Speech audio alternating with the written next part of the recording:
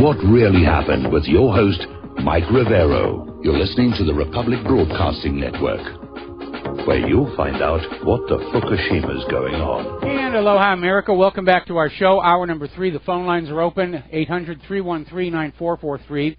And we're going to talk about the economy during this part of the show. And the news is not all good, unfortunately.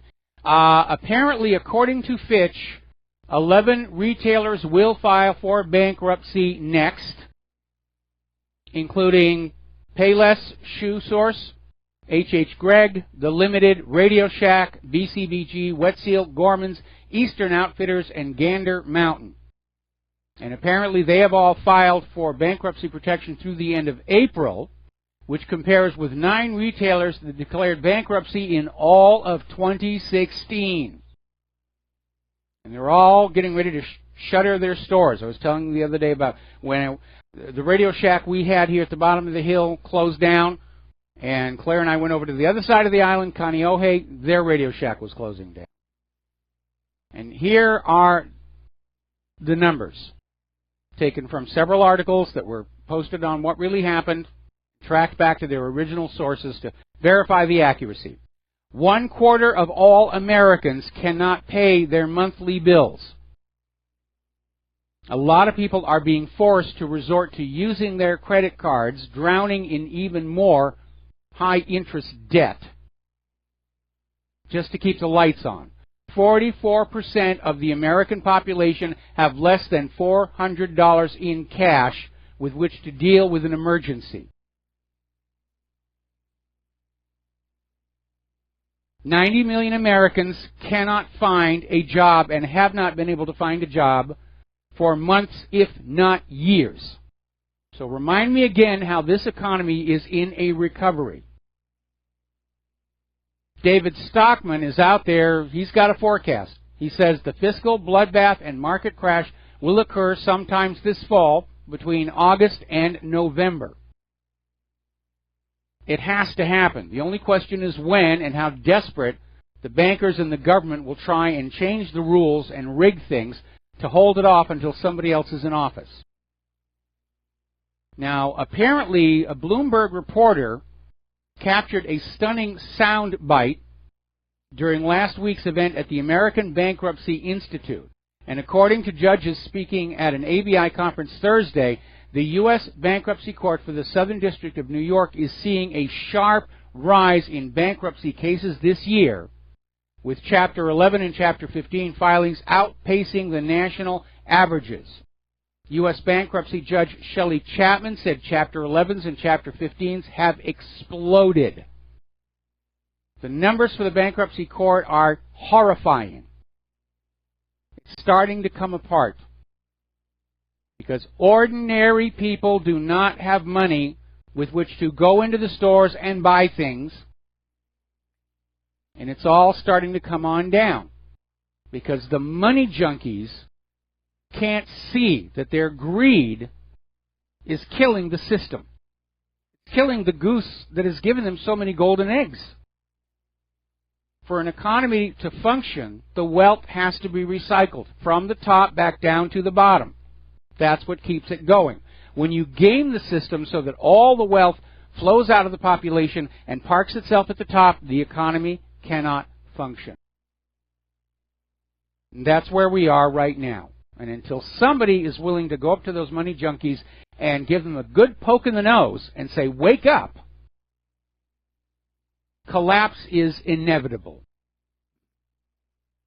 Now, apparently the commodities bust has hit farm lenders. There are lenders who specifically deal with the farming industry for the year's seeds, equipment, buying and selling the farms themselves, and apparently delinquencies of farm-associated loans have surged 225%.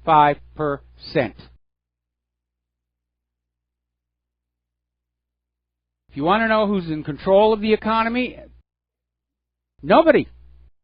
It's just being allowed to run on autopilot, and it's running out of control. Over in Puerto Rico, now their employee retirement system has been forced to file for bankruptcy. And apparently over in Greece, their government is now so desperate for money to meet the austerity goals of the European Central Bank and the IMF, they're literally doing mass confiscation of safe deposit boxes, securities, even going into people's homes. That's how crazy it is. All right, let's take a couple of phone calls. Ron in Texas, aloha. Welcome to the show. What's on your mind? Ron, are you there?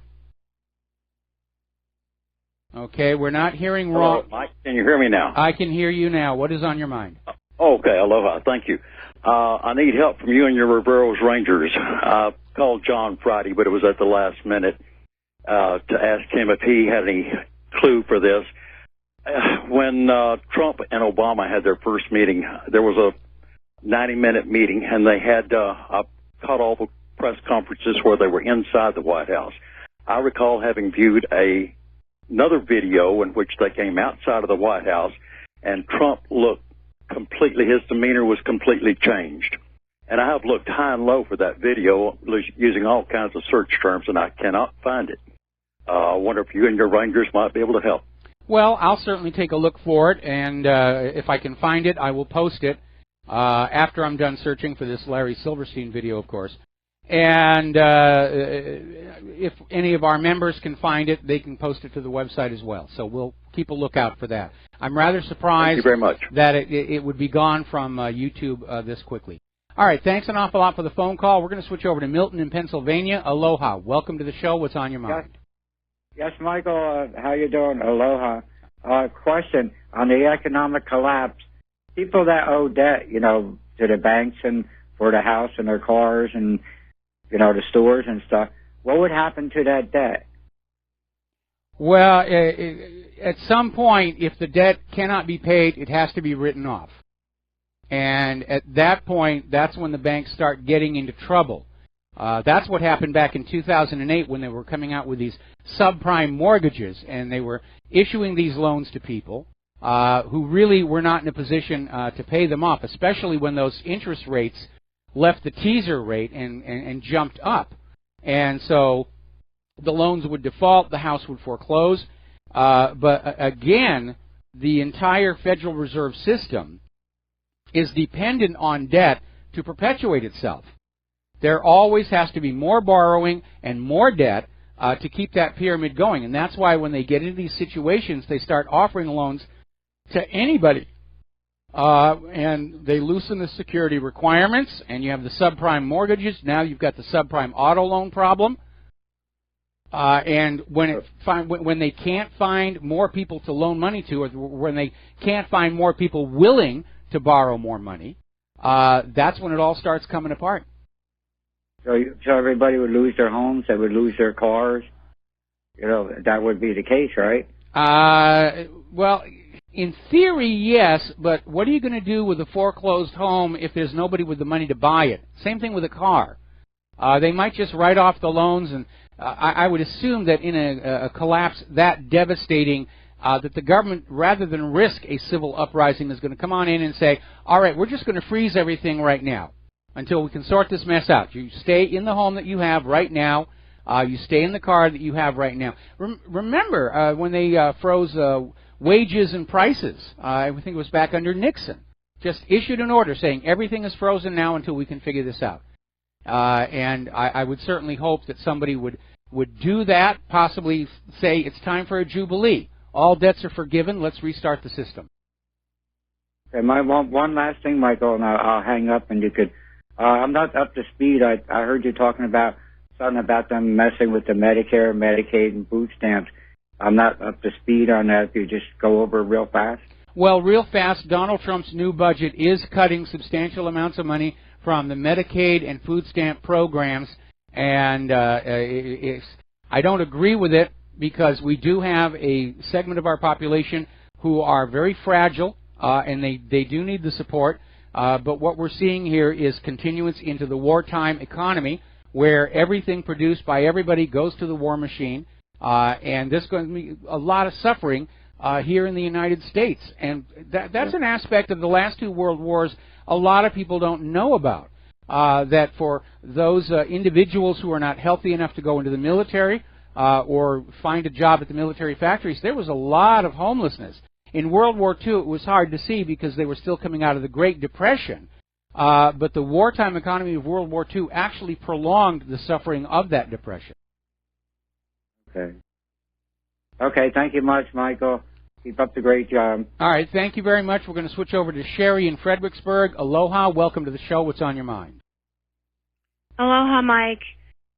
This is about Social Security benefits, and now they are projected to go down in 2019, 2020, but it won't be anything to do with Trump, and this is how I know. When I took mine, when the baby boomers were taking theirs, a lot of them were taking them early. And so I asked before I decided if I wanted to go full benefits or if I wanted to take them in early, I asked when all the baby boomers that are taking early benefits on Social Security, when they all amortize out, because you get this upfront money, see, if you take it early. But at some point you go through that, then you're in with everyone else. When they amortize out to where everyone is sort of on equal footing because the baby boomers have spent their upfront money, I said, will at that time the benefits go down? And they said, yes, they will.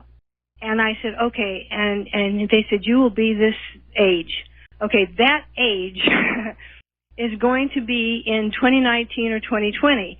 And I want people to know, I know you're talking about Medicare, but Social Security benefits back in the Obama time were expected to go down when the baby boomers took their upfront money, which made sense to me that they do something like that. Well, that's not really what's going on. What's going on is that back under President Bill Clinton, he looted the cash surplus that was built up for the baby boomers and spent it as general revenues.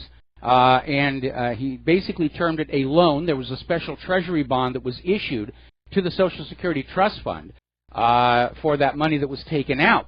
But the federal government has never been in a position to redeem those treasury bonds. And that's why they're now having to basically cut the support to those baby boomers. Because Bill Clinton basically embezzled their retirement funds and spent them to make himself look good with his magic budget surplus, and now they're basically having to dump the losses onto the retiring workers. Yes. Well, I'll tell you what, they really tried to get me to take it early. They said, oh, no, don't wait these years. Go ahead and take it now. You have all this lovely upfront money to work, and go ahead and take it early. See, and this has made me really suspicious because when it comes time for them to decrease the benefits, if I took it early, I'm going to be starting from a lower position, which means going forward, and when you're healthy and you think you might make it through your 80s just fine, you're going to lose a lot of money. So if people can hold off, I think it would be better. I think a lot of baby boomers were afraid the whole thing was going to go away, and they wanted to get it while it was still there, There is that real risk. There is that real risk. Now, I'm the only thing I've signed up for is of course the Medicare part. Claire and I are never going to be in a position of being able to retire. That's just the reality. So I am not conversant with the ins and outs of how Social Security is going to be paid out. But I agree. There's a real risk that Social Security could simply run out of money. I mean, if there is the major economic crisis that everybody seems to think is going to happen this year, it's all going to come down. There isn't going to be any Social Security. There isn't going to be any food stamps. It's all going to be gone. And we are going to be in a world of hurt. And we had better make a point of tarring and feathering those people who are responsible, who mismanaged our nation, who mismanaged our money and our economy for their own gain, and we need to give them a big, thick coat of tar and feathers. Well, let me say this, Mike. Once you get to be 66 or whatever it is for your age, I'm a little older than you are. I'm closer to your wife's age. Okay. And when you do take it, if you take it early, and you make over 1,200 or whatever, if you make over a certain amount, 12,000 or something, for the year, you're penalized. Just if you could wait, and if Social Security is still there for you when you turn that maximum age, then you can go ahead and keep working and take it too, and you don't get penalized. It's just you get penalized if you take it early. You get penalized. You're going to go in with less money if you take it early once they amortize everything. You know what I'm saying? And you're going to wind up with more money if you wait your full time. And this would happen for everyone. If Social Security is still going to be viable, then they want everyone to take it early, so when they do decrease the amount, then they're down to a skeleton amount, you know.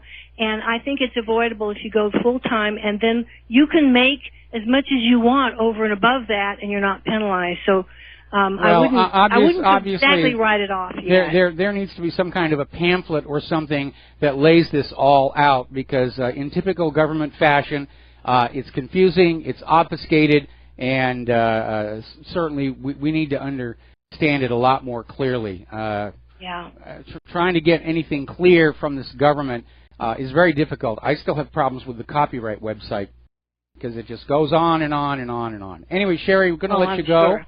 And we're going to switch to Tom in Florida. Aloha, Tom. Welcome to the show. What's on your mind? Yeah, good day, Michael. How are you? Yeah, Michael, first off, you were talking about earlier about conspiracies. What about what Obama did with the Chinese killing our CIA agents over in China in the last 2 years? Nobody ever talked about that, but if that would have been under Trump, we don't know that was Obama had anything to do with it. I mean, that's a bit of a leap there. I mean, obviously, every government on the earth knows that CIA is inside their country trying to find out things that they would prefer to keep secret, and apparently China succeeded in uncovering this CIA operation inside their country, much the same way that the U.S. government found that Israeli spy ring operating in our country just before 9/11. Obviously, China is treating their captured spies a lot more seriously than the U.S. treated the Israeli spies, who were basically just sent back home. Yeah. Michael, one thing I really want to talk about, the reason I did call, did you see, I don't know if you happened to catch 60 Minutes yesterday, but they were talking about what's going on in Brazil. Do you know they put 350 of their politicians in prison right now?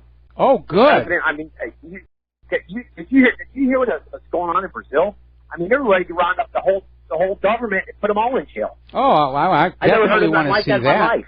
Well, you're not going to hear it on the U.S. corporate media. It might give the American slaves bad ideas.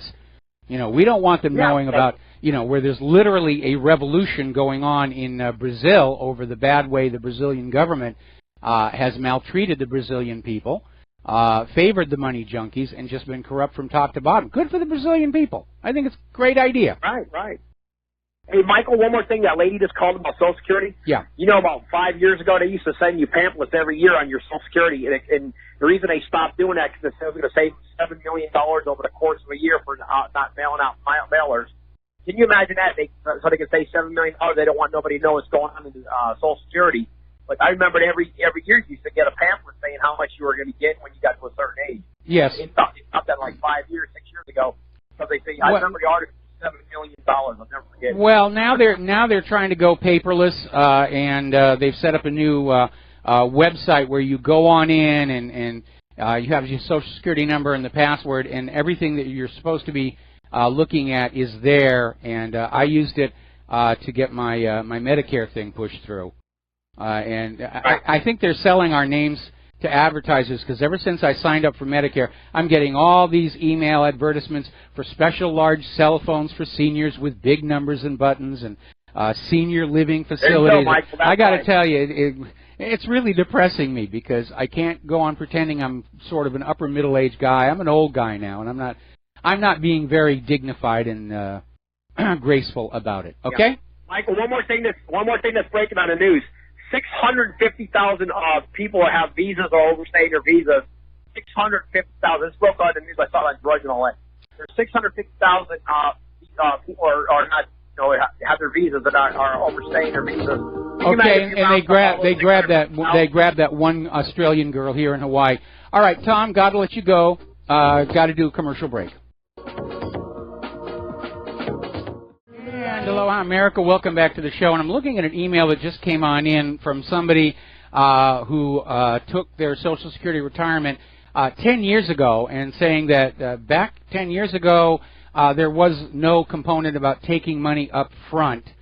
So I would assume, like everything else in the government, they're changing the rules all the time for their best advantage.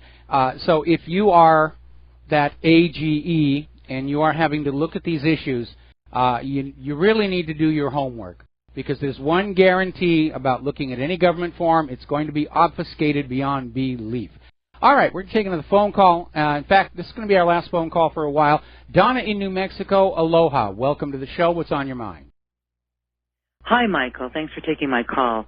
And I have to say that upon hearing the details of these proposed cuts that the Trump administration is putting forward, which I find stunning. I mean, I've heard one estimate that's $1.7 trillion in total over I don't know how many years. But Ron Paul's words are ringing in my ears, because I remember when he was campaigning that he wanted to strengthen the economy, get us back on our feet. But he said after decades of creating a bad economy and people becoming dependent on the system and entitlements, et cetera, you can't just cut it off overnight.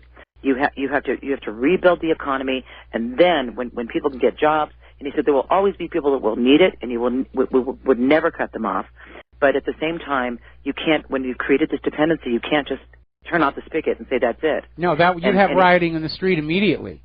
I mean, that's but his plan was a good one. It was a good one. Yeah, it is a good one. Very logical. I just wanted to bring that to the surface again, because I've been thinking about that all day, and that's all I had to say. Well, the government obviously wants everyone to be dependent on them, because then we'll do what we're told to do. And dependency is slavery. We learned that the hard way back under King George III. I mean, I think it was just a year ago, the FDA was actually openly advertising, everybody come on over, get on food stamps. We've got plenty to hand on out. And they want you dependent on those little plastic cards for your food, because then you won't stand up to the government out of fear that that card will stop working. And that's what it is. That's another system of control. But the problem is, as you say, when everybody is on a government handout, who gets to pay for it all? Rome went through the same problem when they entered the phase of the bread and circuses, and the people of Rome didn't do all that much. They had to fund it by looting the outer provinces. And when that fell apart, Rome collapsed, which is why I keep saying there are a lot of similarities between what is going on in Washington, D.C. today and what led to the downfall of Rome and, for that matter, the Soviet Union. Okay, all right, we're going to close the phone lines for a while. We're going to get back to the news here. Still talking about the economy. Bitcoin soared through $2,100. It's now up over 135% year to date. And I have to tell you, I am wondering if we're looking at some kind of a bubble or a manipulation, somebody to get very rich with a pump and dump, or maybe to simply send it on up, get everybody to invest in it, then crash it to sort of destroy the idea of cryptocurrencies and lure us all back to the warm embrace of the Federal Reserve note. But for Bitcoin to be going up this much, this quickly, frankly, it doesn't feel right. It doesn't feel like real economic activity. It feels like manipulation. Now, as I mentioned earlier in the show, part of this little deal that Trump is working out with Saudi Arabia is going to pledge $20 billion to the Blackstone Corporation for American infrastructure development. Sounds like good news. We're going to get our infrastructure repaired, at least partly. And obviously Blackstone Group is going to be hiring a lot of people to do that work. The problem is they're talking about toll roads and other works that will, for all intents and purposes, be owned by Saudi Arabia rather than we, the American people. So there is a reason to be concerned about that. It's a reason to be concerned about that, because the original model in this country was that your taxes were spent to build roads, airports, various other things, and they were the collective property of the American people, and you were not charged to use them, other than the gasoline and tire taxes, traffic ticket fees, and vehicle registrations. That was able to fund it all. So where's all that money going now? We'll be right back after these commercials. And aloha, America. Welcome back to the show here. Now, getting on over to Europe, the European Union, the refugee disaster. Apparently over in Germany, their Federal Integration Commissioner Aiden Ozo Uz, is now out there saying German culture does not exist. There's no such thing as a German culture any longer. Diversity is the nation's strength. You need to stop thinking about being German and Oktoberfest and the pretzels and the beer. Let all that stuff go. And just embrace this new kind of fluffy, mushy, nothing really to it social culture. And this guy is also out there saying migrants should not be expected to assimilate to the local culture. This is the New World Order on full display. They're trying to erase everyone's sense of a national, historical, or regional identity. And by the way, the last statue of Robert E. Lee just got taken down today. They want you to forget who you once were.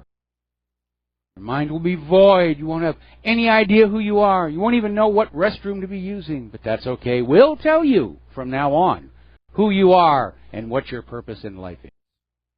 And it will be beautiful for the money. Now, there's been a lot of talk lately about a new European Union army, which would basically supersede all of the armies of the member states. And the member states are digging their heels in on this one. And Brussels was announcing they're establishing the new EU Army headquarters. And everybody was, oh, this is the beginning of a Well, they opened it. It's called the Military Planning and Conduct Capability Facility. It turns out it's little more than a call center with a staff of 9 people. That's it. Much ado about nothing.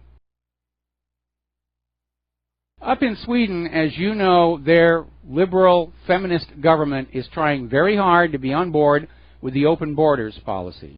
And Sweden, like so many other countries in the EU, are trying to sort of hide this whole rape problem. But the numbers are starting to get to a position where everybody has to acknowledge what's going on. And a new report from the Swedish newspaper Dagens Nyheter is finding that immigrants, refugees, are behind 90% of all the murders and attempted murders with firearms in Sweden. You can't ignore that that is a problem. But they're going to try. Now, down in France, Marine Le Pen is turning away from her failed attempt to win the presidency, and she's going back to focusing on an overhaul of Front National policy. And apparently, as part of that, she is basically abandoning the Frexit. Apparently, it's not high on her list of things to do, and a lot of people in France are very disappointed at that. That's why they supported her. They want the Frexit. Now then, there is another health warning out there, and this is mostly in Great Britain. Apparently, hepatitis E has been found in European pig products. And this is a very, very serious illness. It attacks your liver. It can cause paralysis. It can be fatal. And cases are rising. And the gastroenterologist at Royal Cornwall Hospital Trust, Dr. Harry Dalton, said the vast majority of cases can be tracked to European pig products such as hams and salamis. So if you are in Great Britain, be very cautious of those products. Ask your supermarket manager, has there been a recall? And steer clear if that's not the case here. Last week we were talking about June Chu, who is a dean at Yale University, and she was out there on Yelp writing very insulting and racist reviews of local restaurants, saying this is where the white trash will be comfortable eating, this is where the barely educated morons will feel right at home in this place. And she has now been suspended, and justly so. But she's trying to say that she was out there basically trying to put white people in their place, or words to that effect. And this is a very, very scary phenomenon in our country, where all of a sudden it's okay to segregate white people, to discriminate against white people, to hurl insults at white people, and nothing's done. If you treated blacks or Hispanics, or especially Jews, the way white people are now being treated in this country, oh, they'd be all over the place. You're a racist. You're an anti-Semite. You can't do that. White people, it's open season.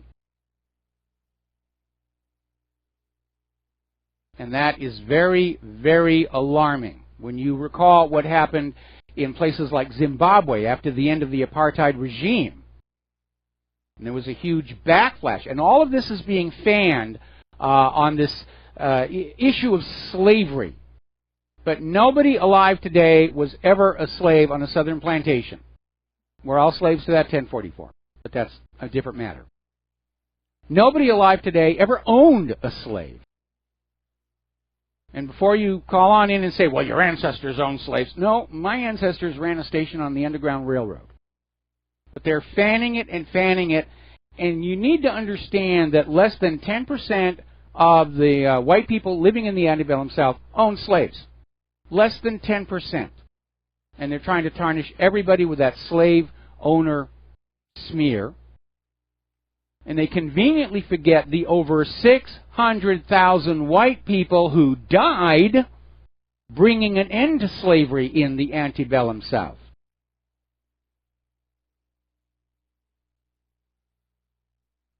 I mentioned bread and circuses earlier. We're at that stage.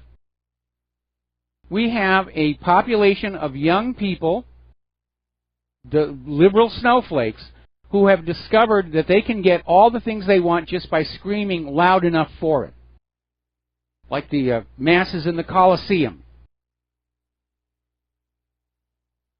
And a government that is currying their favor by giving them what they say they want in expectation of electoral support the next election. And that is not how a republic is supposed to work. We're talking about a nation that is rapidly becoming a mobocracy. And that's another symptom of impending collapse of the nation. Now, apparently, there was this bill over in New Jersey, Senate Bill 2830, and it was an attempt to use taxpayer funds to set up an anti-gun study at a university. And it didn't even get off the launch pad. It was basically slammed and saying, you're trying to use the prestige of our college to push the anti-gun agenda. And so as a result, it was never even sent to the floor for a vote. But it was just a very obvious attempt to create an anti-gun think tank fraught with the respectability of, oh, this is a college program, we must pay attention. No matter how ridiculous their pronouncements, it's a college, we must respect it. A lot of the global warming hoax came out of colleges.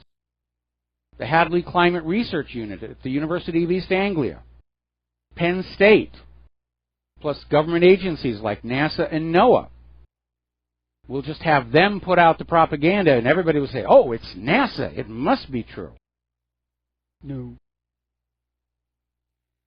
Problems over at Hanford, again, sadly. There's been a second radiation leak, and apparently this time workers were contaminated. And apparently that system of tunnels where they're storing all this material has been found, following inspection, to be deteriorated pretty much throughout the entire system. And so now they're doing an emergency patch of literally trying to cover over the top surface of where the tunnels are with large tarps, so that when the tunnels collapse, that there won't be all that much plutonium release, or so they hope. It's just insane how much damage has been caused by the bomb factory.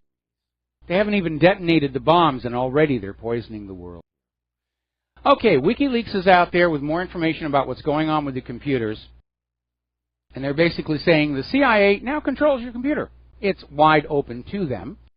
And WikiLeaks is releasing more information from Vault 7. This one is called Athena, and it is a surveillance tool designed to capture communications from Windows XP all the way up to Windows 10 machines. It will run on all of them. Very universal piece of software. And apparently details of the Athena malware were available in a document created by the CIA in November 2015. And the malware is said to have been made in conjunction with U.S. cybersecurity firm Siege Technologies, which was acquired by Nehemiah Security late last year. Big business in spying on the American people. Big business on spying on the American people. And apparently tech companies will be offered additional technical details to help fix flaws. This is coming from Assange. They're taking all of these malware and they're sending them to companies like Kaspersky and McAfee and all the others to try and build the protection in. There's one small problem with that.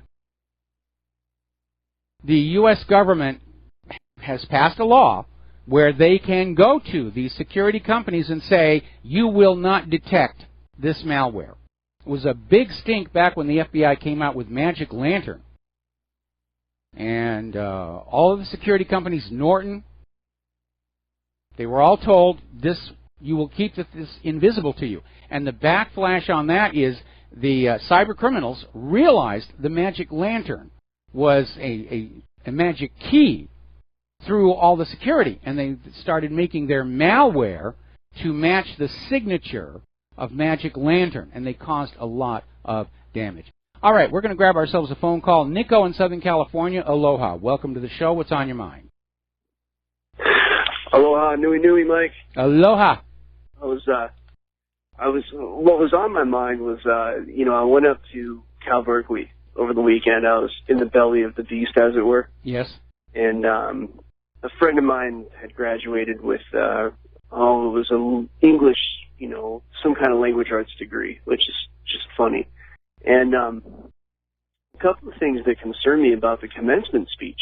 It's pretty clear that, of course, the leftists have the world divided into two groups of people. There's the oppressed and the oppressors, and I don't want to go into all of it. A lot of it was kind of just what you would expect to hear. But they had their keynote speaker, T. Geronimo, I don't know, I think his last name is Boone. He's some kind of activist, wrote some fictional book. And they're literally trying to say that if you want to protect the Bill of Rights and the Constitution, then you're like standing with the KKK. Boy, that's a bit of a reach.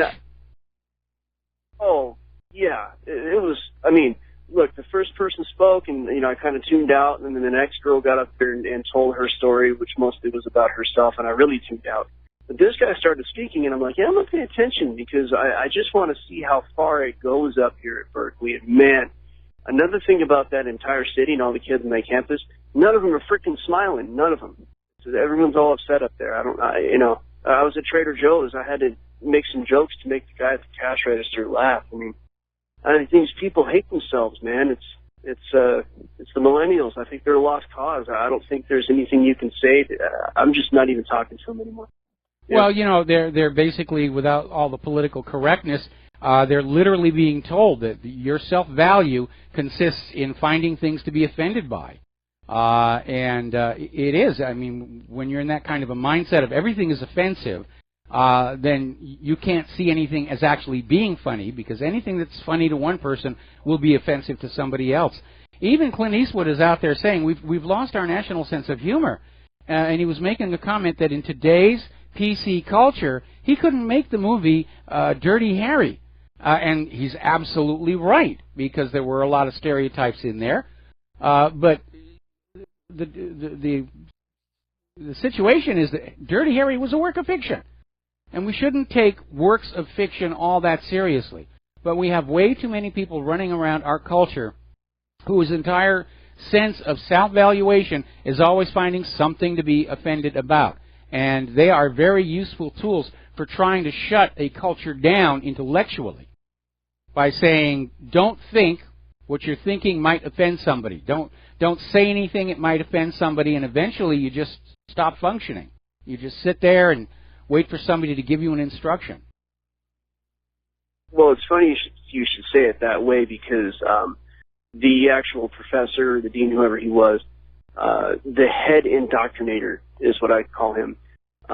He had said that in this culture, given that there is some kind of language arts degree, I think it was English, basically language is what they have as their weapon. And they're using linguistics to limit our expression, and they're using linguistics to reshape all these people's reality. But I just don't think it's going to work, Mike. I mean, look, I'm a Generation Xer on the cusp of millennials, and I just wear it as a badge of honor that I wasn't born 2 years later. I think these people born after 82 or 85 and going all the way for that 20 years, 80-90% of them are just lost. And so I'm not even talking to them anymore about politics or anything. Well, the use of the linguistics to control the mind, I mean, that's right out of George Orwell's 1984. That was the theory behind Newspeak, that if you didn't have a word for a bad thought, you could not have the bad thought. And language actually is the map by which the mind does organize its thoughts. And if you are able to deny certain words and concepts to a person's vocabulary, you actually prevent those thoughts from entering their mind. And that Orwell was very brilliant when he realized. Oh, Helen Keller says that she doesn't have any memory before she had language. I'm not surprised. I'm not surprised at all. Okay, well, listen, we're going to have to let you go. We're going to be taking a break, coming back with the last segment of our program after these few words. And aloha, America. Welcome back to the show here. We've got a story just now breaking. Apparently over in Manchester, England, singer Ariana Grande was having a concert and singing, and something happened in the crowd, either gunshots or a bomb. Triggered a panic. There have been deaths, and we're waiting to see what that was all about. But that is still now developing, that story. Getting on back to the computers. As you know, the corporate media and the U.S. government have been trying to blame the WannaCry ransomware on North Korea, insisting that they know it had to be North Korea, even though the core code came from the National Security Agency. North Korea is officially denying this, of course, and North Korea doesn't exactly have a reputation for excellence in software development of any kind, benign or criminal, and basically says it's just part of this North Korea bash campaign, which we know has been going on all along. Now, singer Chris Cornell of Soundgarden apparently committed suicide, and his wife is saying that it was all the fault of this prescription anxiety medicine, which apparently was not making him less anxious, but was just cranking him up even more. And she's convinced that it was an adverse reaction to these medications. Now, here's a bizarre story. This is out of the state of Washington, and they did a survey and they discovered of high school students, and they discovered in every average-sized high school class in the state of Washington, there are going to be somewhere between 2 or 3 students who have attempted suicide in the last year, and an additional 3 or 4 have seriously considered ending their lives. Now, is school really such a dungeon that these kids are thinking about killing themselves and trying to kill themselves? I want to know how many of these kids who attempted suicide or thought about suicide are on these prescription psychiatric medications. That is a ridiculously high number of students to be trying to kill themselves or thinking about killing themselves. There's something going on there.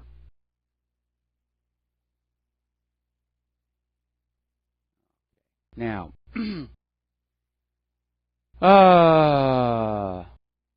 apparently, transgender surgeries are in huge demand. Demands for the surgery skyrocketed 20% in the year 2015. And that's a rather interesting number, because there's another article came out of sexchangeregret.com, where apparently a lot of people who have the sex change operation, they regret it when it's over. They want to go back. Of course, it's impossible. But that's also 20%. 20% of the people are having regret. People are getting these surgeries as a fashion statement. And it's not working out. All right, there's the music. Time for me to get on out of here and get something useful done with the rest of the day. We will be back tomorrow here on the Republic Broadcasting Network. Until then, take everything you learn here, share it with everybody else. We are struggling to get the truth out in a nation where the government lies to us about everything. We'll be back tomorrow. Aloha, America.